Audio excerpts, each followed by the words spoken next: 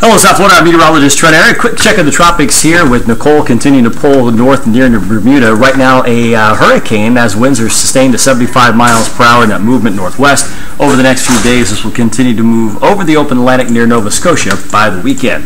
Here locally, northeast wind between 15 and 20 miles per hour will keep a cloud deck around, so sunshine in between those clouds, and that'll keep temperatures here near normal for the next couple of days, and the radar fairly dry. We will bump the rain chance up a little to 30% in the next 48 hours, but tomorrow at the beach, breezy. Stay out of the water if you can, as that rip current chance will be high.